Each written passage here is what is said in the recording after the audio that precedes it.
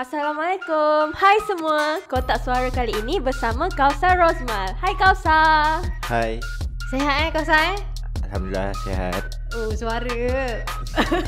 Okey, untuk makluman pendengar di luar sana, minggu ni kita akan sembang tentang kesihatan. So, apa topik kita hari ni Kausar? So hari ni lebih kepada nak sharing macam mana kita nak amalkan gaya hidup sihat lah.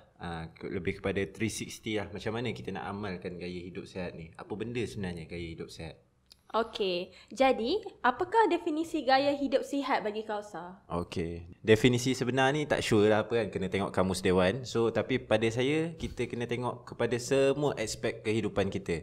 So macam mana kita kawal pemakanan kita, macam mana tidur kita, macam mana dari segi exercise kita, macam mana. So benda ni semua kita kena kawal dan kita kena buat dengan kesederhanaan lah, bergantung kepada kesesuaian diri masing-masing.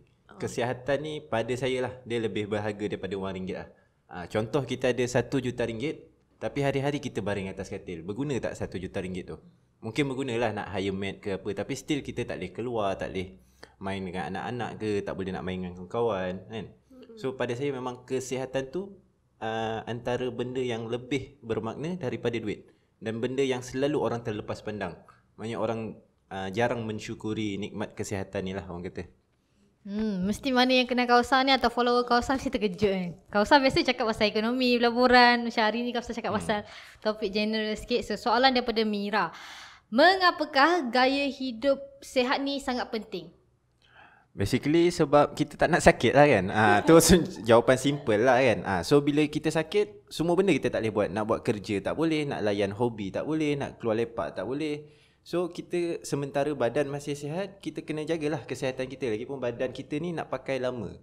So life expectancy dekat Malaysia ni maybe lebih kurang 60 ke 70 kan. So takkanlah, sebab kalau kita tengok orang-orang sekarang kan 30 dah ada kencing manis, 30 dah sakit jantung, 40 depression, macam-macam lah penyakit. Sedangkan penyakit ni orang-orang tua dulu dah tua betul baru dapat kan. Tapi kita tengok sekarang even kawan-kawan saya lah yang 30 lebih pun ada a few yang dah ada penyakit macam-macam. Gout antara yang famous lah kalau lelaki kan. Sebab apa gout? Sebab tak kawal pemakanan. Aku setuju lah apa yang Kausar cakap tu. Kita nak sihat lah.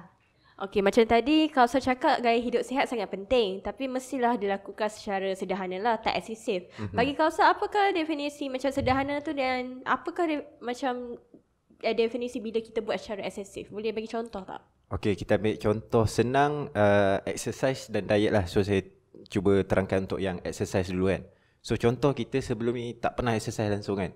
Tiba-tiba kita decide kita nak lari, terus nak lari 10 kilo. Confirm memang mungkin kita boleh lari 10 kilo hari pertama tu, tapi lepas tu mesti dah malas lah nak buat. Sebab apa? Sebab kita macam penat gila kan.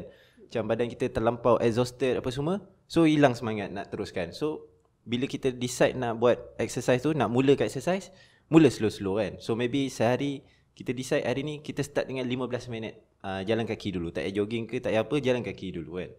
So itulah bezanya eksesif dengan apa orang kata bersederhana lah. Berkala lah. Sebab kita nak ubah, sebab nama pun gaya hidup. Kita bukan nak sekali buat lepas tu tinggal. Maknanya ni kita nak amalkan sampailah kita tua, sampai kita meninggal. Sama juga macam diet. Contoh diet nak kurusan. Ada orang pakai diet Atkins lah, ada macam-macam lah. Dia potong ni, potong tu. So saya tak sure lah mana satu yang bagus. Cumanya pada saya kalau nak diet, biar kita punya diet tu kita boleh amalkan seumur hidup. Maknanya contoh makan nasi kan. Saya tak setuju kalau orang potong terus nasi. Maknanya kita tu adalah makanan ruji kita lah kan. So setiap kalau kita tengok dietitian yang betul lah, so setiap komponen makanan tu kita perlukan. Maknanya protein kita perlukan, lemak kita perlukan. Cumanya kita kena ambil pada skala yang sederhana. Maknanya bukan kita cut terus sebab kita nak buang berat kita. Itu contoh lah. Tapi yang Kausar cakap tadi, kalau Kausar sendiri, Kausar tak setuju kalau orang cut nasi terus kan. Tapi Mia rasa ramai sangat sekarang orang akan cut nasi. And mostly cakap kalau kau nak diet, kau kena cut nasi. Tapi sebahagian daripada orang cakap boleh je lah kalau tak makan nasi, makanlah spaghetti ke apa ke. So macam Kausar rasa macam mana orang yang dia nak diet tapi dia dikelilingi dengan orang yang mentality yang macam kau cut je nasi. Okay, kalau bab diet ni saya tak mahir lah. Sebab saya tak adalah nak mengkuruskan diri kan. Ya, sebab causal metabolism dia seperti kita tengok sangat tinggi So tapi cumanya kalau bab diet ni sebaiknya kita ikut dietitian. So ada orang yang pakarnya. Sebab setiap benda dalam hidup ni ada pakar-pakar dia. So bab diet ada dietitian, maknanya doktor yang memang khas untuk nasihatkan bab-bab diet ni. So kalau saya tengok based on apa yang saya baca daripada dietitian punya advice, dia orang tak advice cut semua benda terus. Maknanya dia kena berkala dan kita bukan, maknanya contoh karbohidrat kan. Kita perlukan karbohidrat tu. Cumanya janganlah kita buang. Macam Mira kata tadi, mungkin ganti. Ganti tu betul lah. Maknanya kalau kita tak suka nasi, kita makanlah roti ke spaghetti ke yang lebih kurang sama dia punya sumber nutrien dia. So pada saya apa-apa tanya dietitian kalau bab diet lah. Maknanya tanya yang pakarnya. Betul-betul, lagipun melalui pembacaan aku jugalah kan. Sebenarnya spaghetti pun kalori dia macam lebih kurang sama je dengan nasi. Tapi orang macam dia ada stigmatization macam asal makan nasi je gemuk, asal makan nasi je gemuk. Tapi sebenarnya kalori sama. So apa-apa pun kalau korang nak makan, check kalori tu. Betul. Dia sebenarnya bukan nasi tu yang buatkan gemuk. Betul. Nasi yang banyak yang membuatkan kita gemuk. Betul. Dah lah nasi banyak, exercise pun tak kan. Memang lain lah result dia kan. Tapi betul tu, aku dengar sebenarnya pemakanan ni kalau kita nak macam amalkan gaya hidup sihat, kita sebenarnya pemakanan ni menyumbang pada 80% pada gaya hidup sihat. Senaman tu hanya 20% saja. Itu bukan gaya hidup sihat lah. Itu untuk kalau nak kurus lah kan. Nak diet, yes. Sebenarnya pemakanan tu yang paling penting. Even kalau tak nak kurus pun, kita still kena kawal pemakanan kita. Sebab apa? Ada je orang-orang kurus yang kolesterol dia tinggi, ada kencing manis kan. Sebab mungkin dia tak, metabolisme dia tinggi, so dia tak jadi lemak ke apa. So tapi dia dapat penyakit-penyakit lain. So macam saya, kalau pemakanan ni banyaklah aspek yang kita kena jaga. So kita kena kurangkan makanan berminyak. Tapi yang paling saya utamakan dan saya tengah amalkan adalah kurangkan gula lah. So gula ni saya tengok antara benda yang sangat berbahaya lah. Dia sebenarnya macam dadah juga kita ketagih. Kalau tak percaya, cuba buang gula sehari. Maknanya buang gula ni bukan jangan makan nasi ke apa. Maknanya buang air manis. Sebab kalau kita tengok orang sekarang minum air gas, minum air Nescafe tin, Milo tin. Pagi air manis, tengah hari air manis, malam air manis. Bila air kosongnya? So tu antara benda simple yang first kalau semua nak ubah adalah buang air manis dulu. Bukan buang lah, kurangkan. Macam saya hanya minum masa pagi je. Orang cakap kalau minum air manis ni sebenarnya dia macam hisap rokok ketagih, susah nak buang. Okay, jadi kepada perempuan tu, kalau nak tahu kenapa lelaki susah nak tinggal rokok, cubalah tinggalkan air manis. Tahulah rasa dia macam mana. Betul lah, dia ada craving dia. Craving tu kan. So kalau dia tinggalkan rokok untuk korang tu, kira memang betul sayang lah tu kan. Okay, tadi Kausar cakap gaya hidup sihat ni perlu dilakukan secara sederhana, tak eksesif dan konsisten. Jadi boleh tak Kausar bagikan contoh gaya hidup sihat yang boleh diamalkan dalam kehidupan seharian setiap hari? So saya nak senang cerita, kita mula dari seawal pagi sampai tengah malam kan. So betul. Maknanya flow lah. So kita bangun pagi je, first sekali antara benda yang bagus buat masa bangun pagi adalah mandi air sejuk. Sebab apa? Sebab dia melancarkan pelancaran darah kita. So most of the people, maknanya kebanyakan orang, dia akan pakai water heater kan. Betul. Tapi saya dulu kecil-kecil adalah juga pakai. Tapi sekarang memang saya tak pakai langsung. Memang mandi air pagi. Lagi satu memang menyegarkan lah sebenarnya air sejuk ni berbanding air panas. Maknanya air panas ni ada kelebihan dia, tapi sebenarnya bukan air panas yang kita panaskan tu. Air panas yang macam kolam air panas. Itu baguslah untuk kulit kan, masalah-masalah kulit. Tapi bangun pagi je terus mandi air sejuk. Maknanya air pipe tu buka je. Lagi-lagi sekarang musim hujan lagi sejuk kan. So maybe kalau, dan seeloknya mandi tu mula dari kaki ke atas. Maksud dia kena guna apa? Gayung. Tak, guna shower pun boleh je, masuk kaki dulu. Janganlah terus kepala kan. Shower aku dia tak boleh. Dia memang statik kat situ. Tapi boleh lah. Kalau shower tu kan shower yang memang tak boleh gerak tu, kau letak kaki kau dulu. Takkan nak kena tunjuk cara nak mandi macam mana. Maknanya letaklah kaki dulu. Maksudnya aku punya level malas tu tak ada bergerak langsung. Lepas tu barulah semua kan. Tapi ada orang tak suka mandi pagi ni. Sebab dia kata sejuk, bila keluar tu menggigil. Memang betul lah, kaki lah. sejuk ke apa semua kan. Tapi kalau kita tengok dalam Islam sendiri, bangun pagi je sembahyang subuh kita dah kena ambil wuduk kan. Kita dah kena segarkan muka kita, body kita. So sebaiknya kita mandi air sejuk. Okay, and then kita dah bangun pagi, of course lah breakfast. Breakfast ni antara benda yang kalau boleh jangan skip. Sebab dia badan kita ni sebenarnya dia ada timing dia sendiri. So bila kita kena makan, so bila kita bangun pagi je badan kita dah start keluarkan enzim-enzim nak leburkan makanan, hadamkan makanan kan. Nak hadamkan makanan, so kita kena makan lah bila waktunya. So bangun pagi jangan skip breakfast. Sebab ada juga quote yang kata breakfast like a king kan. Supaya makan tengah hari kita kurang dan dinner kita pun tak adalah banyak sangat. Biasanya kau sarapan pukul berapa? Depends lah. Kalau hari tak bersukan, terus sarapan je. Kalau hari yang saya berlari ke apa, saya akan makan biskut dulu. Macam saya ada juga habit tak bagus lah. Saya memang peminat kopi sikit. So bangun pagi je kena minum kopi dulu kan. Sebab nak boost lah baik pada saya kan. Okay. So makan biskut, lepas exercise baru saya breakfast lah. Betul. Aku ada baca satu quote ni lah dekat Instagram rasa, breakfast like a king, lunch like a prince, and then dinner like a beggar. Jadi kau setuju tak dengan frasa tu? Saya setujulah dengan frasa tu kan. So saya kalau pagi makan berat tak apa lah, makan lontong ke kan. Tapi ada orang dia pagi memang dia takkan sarapan. Sebab bila kita tanya kan, dah sarapan? Biasa standard lah masuk office, dah sarapan? Aku tak minum pagi lah. So macam kau rasa macam nak tukar persepsi orang yang tak macam tu. Dia macam aku tak biasa makan pagi.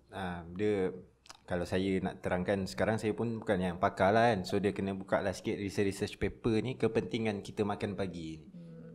Kalau kita tengok orang-orang, dia sebenarnya contoh saya suka tengok adalah orang-orang dulu lah. Orang-orang dulu ni boleh katakan sihat lah. Orang dulu ni macam contoh orang yang buat kerja kampung apa semua kan, yang tak tidur lewat malam. Betul. Kan, makan pun jaga apa semua. So diorang tak ada pun obes. Jarang lah kita tengok orang tua obes kan. Kalau kita tengok orang Malaysia ni ramai yang obes. Tapi kalau kita tengok Indonesia, ramai tak, senang tak nak jumpa Indonesia yang obes. Setakat ni saya tak jumpa lagi lah. Ada tu mesti ada, tapi tak ramai. Betul. Kulit lawa semua. Dan perasan jugalah kalau macam balik kampung, kalau breakfast je, kalau aku rasa kat mana-mana, kalau makcik-makcik yang duduk macam dekat area-area kampung, mesti breakfast meriah semacam je. Bangun awal, sediakan breakfast. Aku macam breakfast paling meriah ni kalau tengok maybe belah pantai timur, Kelantan kot, Kelantan, Terengganu kan, pagi-pagi makan nasi minyak kan. Wah, tak pernah jumpa lagi lah nasi minyak tu. Dia beza lah kau balik kampung dengan kau duduk bujang. Tak, duduk rumah aku kan dekat Penang sama je. Tak ada breakfast meriah macam tu. Okay, lepas sarapan? Lepas sarapan, sekali, maknanya selang sehari ke, maknanya kita kena exercise. So kita kena exercise ni, kalau macam saya running lah. Running atau skipping. So terpulang lah, ini bergantung kepada kemampuan stamina masing-masing kan. So physical masing-masing. Ada orang tak sesuai nak lari laju terus kan. Ada orang tak sesuai pun nak jogging. Maknanya contoh orang-orang yang betul-betul obes, tak bagus dia jogging. Sebab apa? Rosak lutut dia. Sebab bila kita jogging ni, dia akan absorb tekanan ni. Bila kita lari kan, tekanan body kita dekat satu kaki. So bahaya untuk lutut dia. So macam orang-orang yang gemuk, eloknya cycling ataupun brisk walk lah, jalan biasa je. Janji bergerak. Janji bergerak. And then satu lagi, antara orang kita, bukan orang kita lah, orang sekarang terlepas pandang lah kepentingan matahari pagi. So sebab dekat Twitter adalah gerakan yang dipanggil kultus matahari lah. Saya pun baru follow juga. So dia menerangkan kepentingan matahari pagi ni. Sebab apa? Sebab kebanyakan kita zaman sekarang hidup dalam indoor sahaja. Lepas tu malam pula patutnya malam ni manusia ni kena tak boleh ada banyak-banyak cahaya sangat sebenarnya. Tapi kita ada blue light, handphone, laptop, screen TV. Sebab tu kita susah nak tidur. Sebab kita ada lampu tu. Lepas tu time pagi pula kita tak dapat matahari pagi. So badan kita tak detect benda tu. Tak detect bila siang, bila malam. So mostly orang tak tak kenalah matahari pagi ni. Kalau kena pun masa driving je lah kot. Satu rakyat Malaysia ni dia tak pentingkan matahari pagi, tapi dia pentingkan bergambar bersama matahari. Sun kiss tu. So macam kita boleh tukar persepsi lah lepas ni. So sebab kalau saya tengok yang gerakan yang apa memperjuangkan bukan memperjuangkan lah, yang apa mempromosikan matahari pagi ni, dia orang sampai berjemur. Berjemur masa pagi. Dia spend time maybe setengah jam ke sejam, dia jemur bawah matahari pagi. Yang saya tengok bawah pukul 11 pagi lah. Maknanya matahari start keluar bawah pukul 11. Oh betul kan? Bila Kak Ustaz cakap macam ni, aku teringat time kita sekolah dulu, kita punya waktu PJ, pendidikan jasmani, dia sebelum jam 12 tau. Jarang petang. Time tu kan cikgu cakap bagus terdedah kat matahari, tapi macam mungkin masa tu aku pun tak berfikir sangat macam Kak Ustaz cakap, aku faham sebab kalau ikut kan badan kita, setiap sel kita ni ada rhythm dia panggil circadian rhythm. Saya nak explain lebih lanjut, bukan saya orang yang pakar lah kan, tapi setiap badan kita ni ada rhythm dia. So kita jangan disrupt rhythm tu. So bila pagi kita kena receive matahari, maknanya kita kena keluar lah. Kalau kita tengok orang kampung kan, dia keluar setiap pagi bertani ke, buat kerja ke, bertukang kan. Kita kerja kat pejabat. Itu problem kita. Kita banyak terima cahaya-cahaya yang tak natural. Cahaya natural yang Tuhan bagi ni kita tak ambil. So itu antara benda yang kita kena ubah lah. Mungkin lepas ni office tak ada bumbung. Tak ada lah. Mungkin semudah kita pergi breakfast, kita akan cari tempat redup kan pagi-pagi. Tak payahlah cari tempat redup, cari yang kena matahari sikit. Kira tak duduk indoor, duduk outdoor kan. Kat Wahab Cendol tu kan, duduk luar. Lepas ni kan, siapa kat luar sana pendengar podcast, kalau ada pergi breakfast dan duduk dekat tengah-tengah cahaya matahari ke, lepas tu korang tak gambar, korang tag Kak Ustaz kat Twitter. Betul. Tapi aku setuju juga come to think of it, aku rasa last aku kena matahari pagi masa pergi airport, sebab masa tu flight aku pagi. So kena keluar awal lah pukul 7 pagi. Tapi even aku duduk dalam kereta, kan cahaya matahari masuk kan, dia macam rasa peaceful. Dia bukan rasa yang macam panas, dia rasa macam dia matahari tu terang tapi tak rasa macam terik tau. Faham tak? Dia rasa macam nice lah. Matahari pagi dia tak sama dengan matahari yang tercacap tu panas tu. Lain-lain. Dia peluh-peluh jugalah, tapi lain lah. Dia rasa peaceful lah. Bagus juga. So selain daripada tu Kak Ustaz? So tu baru sampai pagi kan. Lepas tu tengah hari biasa je lah kan. Tengah hari tengoklah, ada orang kata, kalau dalam Islam sendiri kata bagus tidur sebentar sebelum Zuhur. Qailullah lah panggil kan. So tidurlah 10 minit ke 20 minit ke, janganlah bantai sampai sejam kan. Sikit-sikit je, sebab kalau kerja ada waktu rehat kan. So maybe ambil 10 minit 15 minit untuk dia macam recharge lah, restart kitanya otak lah. Okay. So tu tengah hari, and then makanlah tengah hari macam biasa, and then petang terpulang lah kalau nak exercise ke apa, and then makan malam. So makan malam ni kita kena ingat adalah last meal kita. Maknanya lepas makan malam jangan makan dah. Dan yang terbaiknya kalau kita boleh makan sebelum pukul 8, ataupun kalau lebih baik lagi sebelum pukul 7 lah kan. Sebelum maghrib. Tapi maybe ramai orang susah nak buat lah. Tapi yang paling penting tu, jadikan makan malam kita adalah last meal kita. Sebab apa? Sebab ni pun saya baru tengok satu video kat YouTube jugalah. Ada researcher ni, dia terangkan kalau badan kita ni lepas last meal kita kan, kita on the way nak tidur tu, dia akan riliskan enzim ke apa something yang akan bakar kita punya fat apa semua. So dia punya pembakaran ni akan peak pada satu masa. So kita kena ada satu tempoh lah. Contoh maknanya daripada makan malam sampai kita bangun pagi kan, maybe dalam, kalau katakan pukul 8 sampai pukul 8 lebih kurang 12 jam. So 12 jam tu masa yang diambil untuk enzim tu jadi peak lah untuk pembakaran makanan apa semua. Tapi kita patutnya last kita makan pukul 8. Tapi kita pergi makan pula sebelum tidur kan, pukul 11 contohnya kan. Makan macam tu. Pergi minum teh tarik ke, roti ni kosong. Ni statement yang aku paling relate lah. So bila kita makan kat situ, badan kita detect, oh belum masa nak tidur lagi. So tadi patutnya kita ada 12 jam. So kita tinggal 6 jam je. So enzim tu tak sempat nak sampai waktu peak dia. Sebab tu kita makan malam ni tak elok. Memang tak elok pun sebenarnya makan malam ni. So last meal kita adalah dinner tadilah. Lepas tu jangan makan apa-apa dah. Maknanya kalau lapar sangat pun minumlah air kan. Minum air akan dia tipulah rasa kenyang lah kan. Itulah, tapi badan aku susah nak tipu dia. Kira kau biasa buat lah. Susah nak tipu dengan air. Dia tahu tu air. Tak nak. Oh, tapi one thing, Farah memang suka minum air manis tau. Itu memang aku perasan lah. So aku rasa Ada Nescafe kan. so kau, sebab kau muda lagi Farah, kau kena hati-hati. Takut kau ada kencing manis ke. Betul. Kencing manis tu takut lah. Betul. Dia penyakit berangkai lah orang kata kan. Kena satu, kena macam-macam. Kau kurus. Tapi tiba-tiba untuk kau ada kencing manis tak? Macam mana? Last aku check, sebab aku selalu check darah aku berkala lah kan. Last aku check, aku punya tahap gula dekat 6 kot. Uish. Tapi bapak aku 4. So maksudnya kau memang banyak gula lah. Tak. Aku macam rasa tercabar sebab bapak aku 4. Dia dah umur 60 kot tapi baru 4. Aku macam wow. Kau tengoklah, siang, pagi kau minum apa, tengah hari kau minum apa, malam kau minum apa, tak cukup lagi yang dalam beg. Tapi tengok beg aku. Tapi macam kau cakap tadi, kita sebenarnya kena train lah diri kita. Benda ni disiplin lah. Betul. Dia jadi gaya hidup. Tapi ada orang, diorang sebenarnya untuk stop makan malam ni susah sikit. Especially kalau ada time bola ataupun yang suka lepak kat luar. Diorang balik terus tidur. Tapi before that, diorang mesti akan macam minum teh tarik ke, teh ais ke. Pergi mamak tak order air kan.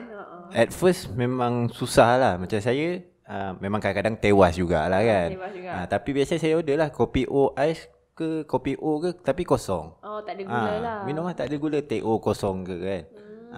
Susah lah tapi kena cuba lah. Oh, make it a habit lah. Make it a habit lah. Kena paksa sikit lah diri kan. Kalau tidak memang sampai ke tua kita macam tu. Okay. Saya tak nak lah umur 40 kencing manis kan. Betul. Benda ni kau dah amalkan lama ke? Sejak bila? Sebenarnya baru lagi semenjak PKP sebenarnya. Banyak masa nak baca sikit kan. Tengok orang. Banyak masa nak train diri. Sebab lagi satu antara nasihat doktor-doktor lah. Dia kata semasa COVID ni kita kena naikkan antibody kita. So nak naikkan antibody macam mana? Sebab COVID ni tak ada ubat. Dia hanya merawat simptom. So nak naik, kita hanya melawan COVID ni dengan antibody lah kan. So nak naikkan antibody macam mana? Amalkan gaya hidup sihat lah. Segala aspek. Maknanya tidur kita apa semua. Makan, exercise, matahari pagi. Banyaklah aspek. So kita cuba implement satu kan. Betul, sebab hari ni kita cakap pasal gaya hidup sihat ni bukan untuk kesihatan dia sebenarnya, tapi untuk kita punya mental, emosi. So macam setengah orang gaya hidup sihat, okey bersenam, makan sihat. Tapi orang tak tahu sangat yang bila kita amalkan gaya hidup sihat, sebenarnya bila kita happy, ada tak silap Mira, ada kot kita punya dalam badan enzim-enzim yang rembes kan. So maksudnya korang nak buat apa-apa pun tekanan yang dirasai itu kurang lah. Betul. Sebab stres pun akan efek antibody jugalah sebenarnya kan. Tapi kita sampai mana tadi? Dinner kan? Dinner. Okay. So baru sampai dinner and then sampailah waktu tidur. So waktu tidur antara orang sekarang lah terlepas pandang juga. Maknanya tidur yang cukup satu, tidur yang regular satu, tidur berkualiti tu of course lah. Bila maknanya cukup regular, maknanya bukan berkala, maknanya konsisten lah. Maknanya kalau tidur pukul 12, setiap hari kita tidur lebih kurang pukul 12. Jangan hari ni pukul 10, esok pukul 3. So benda tu tak elok. And then last kali tidur awal. So 3 benda ni berkaitan tidur. Jadi untuk tidur ni kita kena 3 benda ni lah kita kena jaga. Awal, konsisten dan tidur yang cukup. So tidur yang cukup ni 6 ke 8 jam untuk yang dewasa lah. Awal ni yang sebaiknya pukul 10 tu dah tidur lah. Tapi tak semua orang boleh buat macam tu. Dan yang ketiga adalah konsisten. Maknanya kalau pukul 10 kita tidur, setiap hari kita tidur lebih kurang 10-11. So tidur ni memang sangat penting. Sebab apa? Memang tidur ni akan efek body kita untuk long term. Orang yang tidur lewat akan lebih mudah dapat Alzheimer, penyakit pelupa. Yang selalu tidur lewat, bukan yang sekali-sekala ni biasalah, kadang-kadang terpaksa kan ada hal ke apa. Tapi yang hari-hari tidur lewat ni, sebab badan kita memang dicipta malam untuk tidur, malam untuk rehat. Tapi kita pergi lawan nature tu. Macam mana pula kalau orang yang malam bekerja? Malam kerja tu mungkin sebab ada shift ke apa ke tu mungkin tak dapat dielakkan lah. Itu mungkin kena tanya yang lebih pakar lah. Saya tak tahulah jawapannya. Tapi untuk kita semua yang boleh tidur malam macam biasa, tidurlah awal. Jangan tidur lewat. Betul. Sebab memang nanti tua-tua jadi pelupa, nyanyuk kan. Sebab bila kita tak cukup tidur, tidur lewat, dia akan apa? Dia ada satu dekat dalam otak kita ni ada menghasilkan, saya tak pastilah ya, apa benda tah, enzim ke mikroorganism ke apa yang capture memori tau. Bila kita tidur cukup awal konsisten ni. Tapi bila kita tidur lewat, tidur apa? Kejap pukul 3, kejap pukul 10, benda ni dia tidak dihasilkan. So sebab itulah kita akan mudah dapat Alzheimer bila kita masa tua. Dan dia akan menyumbang kepada penyakit-penyakit lain juga. And then depression pun boleh terjadi sebab kita tak cukup tidur apa semua kan. Betul. Dan lain sebenarnya tidur malam dengan tidur siang ni lain. Sebab itulah kalau orang yang kerja shift pun dia at least dia tak berterusan tau. Dia tak berterusan lah. Maybe jangan berterusan. Jangan berterusan. Tapi maksudnya bila dia kerja siang tu, malam tu kena tidur betul lah. Tu cabaran untuk dia lah, lain sikit lah kan. Sebab tidur siang dia bising sikit. Sebab orang keluar bekerja, lepas tu kau tidur. Bila malam semua orang, mostly orang rehat lah. So macam benda ni kita bagi tips je, macam mana korang nak sesuaikan tu, terpulang kepada individu. Yang penting mungkin boleh start dengan cuba untuk dapat tidur yang cukup kot. Macam kau Farah, aku rasa macam Kausa bagi betul-betul tepat kat muka kau. Kau suka tidur lambat kan? Sebab Farah suka tengok cerita K-pop. Betul. Selalu drama seronok tengok malam tu. Memang ramai orang suka tidur lewat, buat kerja lah apalah. Tapi ni pendapat saya lah. Pendapat saya tu alasan je sebenarnya. Nak buat kerja lah apalah, tidurlah awal. Bangun pukul 4. Try kerja tak payah pukul 4 lah. 4 awal sangat lah sebenarnya. Maybe try 5.30 pukul 6. Try buat kerja pukul 6. Sebab sekarang saya buat kerja 6 sampai 9. Lepas tu saya rehat kejap. Lain lah kerja 6-9 ni, satu kelebihan dia tak ada gangguan lah. Kalau scroll social media pun tak ada orang posting-posting lagi. Nak borak dengan siapa pun tak tahu. WhatsApp pun tak ada noti. Email pun tak masuk lagi. So waktu tu lah, so memang waktu tu paling sesuai lah. Dan otak kita fresh lah. Itu paling utama lah. Otak kita memang fresh masa waktu pagi ni. Berbanding kalau kita belajar time malam ataupun kerja time malam, susah nak dapat idea ke apa kan. So maknanya alasan lah orang tidur lewat ni. Kalau nak tengok Korea pun tengoklah pagi. Cubalah, maknanya ni suggestion je lah. Nak buat tak terpulang lah. Okay, InsyaAllah nanti aku tukar time Okay, by the way, tadi Kausa ada cakap pasal bangun-bangun pagi, kalau kena bersenam kat salah satu rutin dia. Jadi aku ada terbaca dekat internet yang senaman ni termasuk dalam salah satu jenis rekreasi lah. So basically rekreasi ni terdiri pada dua jenis, iaitu rekreasi aktif dengan rekreasi pasif. Jadi aku nak kongsikan sedikit informasi untuk para pendengar podcast kat luar sana. Mungkin ada yang tahu dan mungkin ramai juga yang tak tahu. So basically kita kembali pada jenis rekreasi tadi, iaitu jenis rekreasi yang pertama adalah rekreasi aktif. Rekreasi aktif ni melibatkan banyak aktiviti fizikal, contohnya bersukan.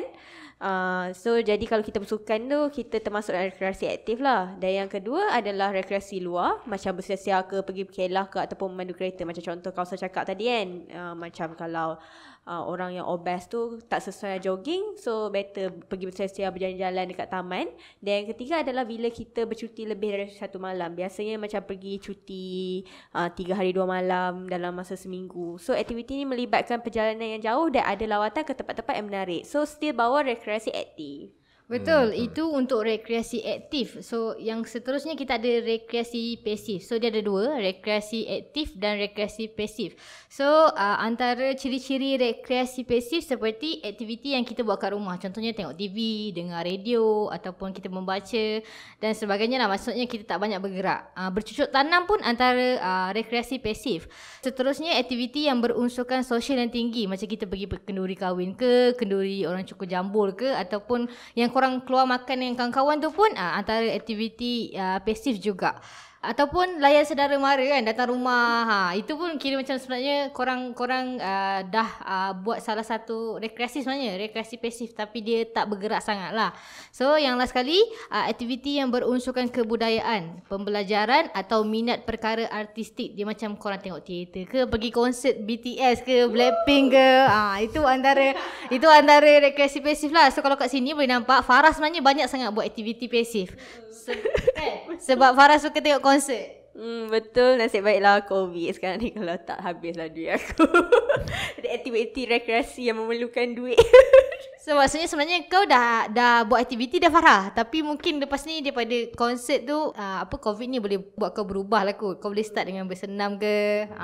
Dah tua-tua ni tukarlah beraktif sikit kan. Dah tak sesuai, dah pasif-pasif. Kausa diam ni mesti tak pernah tengok konsert. Dia sebenarnya contoh nak bersenam kan, kita janganlah streskan sangat nak berlari 5 kilo, 10 kilo ke apa kan. Ataupun berjalan tu boleh lah yang senang kan. Yang paling simple adalah kemas rumah lah pada saya. Vacuum, mop kan. Suami Dan misali. tak semua orang kena buat lah. Tak kisah suami ke isteri ke, dua-dua kena buat kan. Sebab memang kalau kemas rumah ni memang berpeluh juga sebenarnya. So setengah jam ke sejam ke rumah, okey, rumah bersih, badan pun sihat kan. Itu benda simple lah yang kita boleh buat selain berlari ke apa. Okey, jadi kiranya Kausa suka kemas rumah jugalah. Nak kata suka tak lah, tapi memang kita perlu kemas lah. Lah. Kalau tak kemas, bersepah lah rumah kan. Jadi daripada contoh-contoh kita orang bagi tadi kan, rekreasi aktif dengan rekreasi pasif tu, apakah contoh aktiviti yang Kausa suka buat dan senang maintain? Macam saya memang senang maintain adalah berlari dan bermain bola lah. So macam saya berlari pun baru lagi sebenarnya saya start aktif berlari semenjak lepas PKP lah. So dan alhamdulillah lah dapat konsisten sampai sekarang lah. Kadang-kadang bosan saya basikal ke, tapi basikal jarang lah.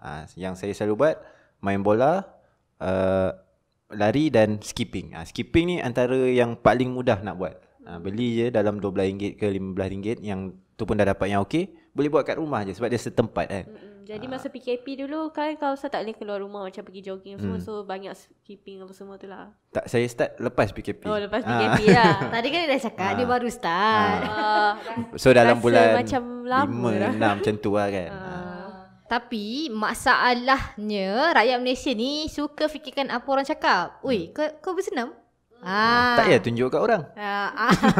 Kalau contoh dia terjumpa kat tasik ke, dia berlari ke, mesti orang akan macam, kau bersenam? Serius lah, kejap itu. Orang yang menegur tu pun dia buat apa kat tasik tu? Kebanyakannya yang menegur ni tak sedari. Tapi saya setakat ni tak jumpa lagi lah. Siapa-siapa kan. So saya kalau bab apa orang cakap ni, prinsip saya senang je. Pedulikan lah selagi mana dia tak affect hidup kita kan. Suka hati dia lah nak cakap apa pasal kita, selagi tak affect duit kita, tak affect kejaya kita apa semua, pedulikan. Suka hati lah, sebab kita tak boleh kontrol pun mulut orang. Ni dah masuk topik lain kan. Ni So macam tak apa. contoh minimalis Zuhai tu je. Kawan baik ke yang Zuhai tu? Okay. Untuk apa yang kita sembang hari ni, rasanya sangat, walaupun dia simple, tapi dia boleh diamalkan untuk semua rakyat Malaysia tau. Cuma macam mana kita nak start tu, nak kena maintain tu, susah sikit lah. So macam Kausa buat, maksudnya gaya hidup sihat ni, Kausa amalkan sendiri ke, ataupun Kausa ada ajak wife ke, ataupun ada kawan-kawan yang dalam kelompok sama? Okay, dia sebenarnya lebih mudah kalau ada Teman. Rakan sebaya, bukan rakan sebaya lah, support system lah kan. Ingat dia dekat EU pemimpin rakan sebaya. So bila kita ada support system, bila kita down, ada kawan kita yang cakap buatlah apa semua kan. So macam saya pun, saya tak start semua benda terus. Macam saya cerita dari pagi sampai malam kan. Saya apply sikit-sikit. Mula saya bersenam dulu, lepas tu saya jaga makan, lepas tu buang air manis, lepas tu berjemur, lepas tu baru betulkan tidur. So saya tak buat semua serentak. Sebab saya sedar pun satu-satu kan. Saya explore senam dulu, lepas tu baru jumpa benda lain pula yang nak kena jaga. Tapi macam senam, saya suka berlari, so saya cari kawan-kawan yang suka berlari, selalulah kongsi dengan diorang, borak dengan diorang pasal benda tu kan. Jadikan satu interest kepada diri kita. Sebab kalau buat seorang-seorang ni senang give up. Betul, senang give up pula, tak ada siapa nak konsol. Yang konsol tu diri sendiri yang nak give up tu je. Betul, benda ni semuanya kena start dari diri sendiri. So jadi apa yang kita boleh simpulkan kat sini, kita sebagai manusia bukan sahaja perlu menjaga pemakanan ataupun kesihatan dengan bersenam, tapi macam Mina cakap tadi, mental dan emosi pun kena jaga juga. Jangan lupa itu. Iya, betul. Jadi apabila kesemua benda ni dapat diseimbangkan, hidup kita akan menjadi lebih sihat, ceria dan cergas. Semangat! Okey, jadi kita dah sampai kat penghujung podcast Kotak Suara pada hari ini. Terima kasih Kausa sebab sudi sekali lagi join podcast kita orang. Jadi, apa kata-kata terakhir Kausa sebelum kita melabuhkan tirai podcast? Okay, kata-kata terakhir. So saya sebenarnya gaya hidup sihat ni memang semua orang perlu amalkan. Maknanya nama pun gaya hidup sihat. Maknanya dia jadi gaya hidup. Bukan benda yang kita buat sehari, bukan kita buat seminggu, bukan setahun. So dia jadi sepanjang hidup kita amalkan macam tu. So macam saya kata lah, saya suka tengok orang-orang tua, orang-orang kampung kan.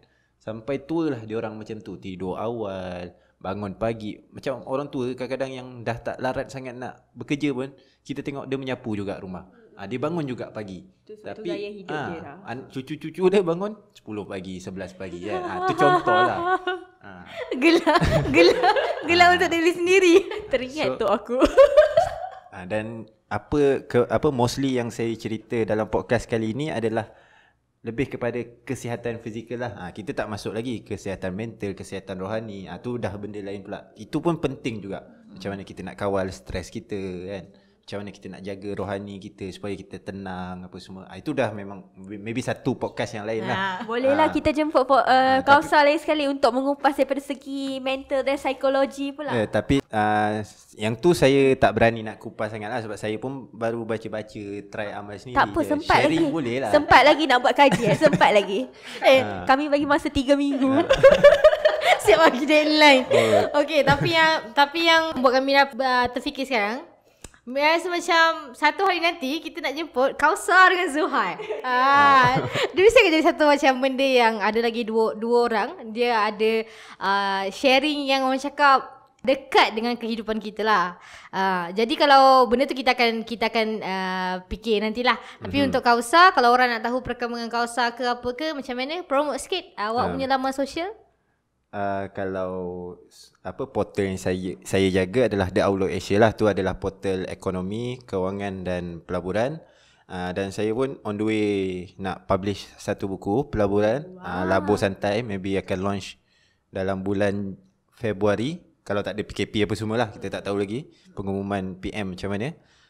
And then apa lagi? Dan boleh follow Twitter saya lah. Saya banyak buat sharing kat sana. Macam Mira kata tadi nak ganding dengan Zuhair. So Zuhair antara sparring saya lah. Saya selalu cerita jugalah. Selain pasal kehidupan, saya cerita juga pasal benda-benda tadi lah. Jogging, jaga makanan. So bila ada kawan ni yang kita selalu jumpa, kita borak dengan dia kan. So bila contoh saya minum ais kosong kan, dia mesti akan order ais kosong juga.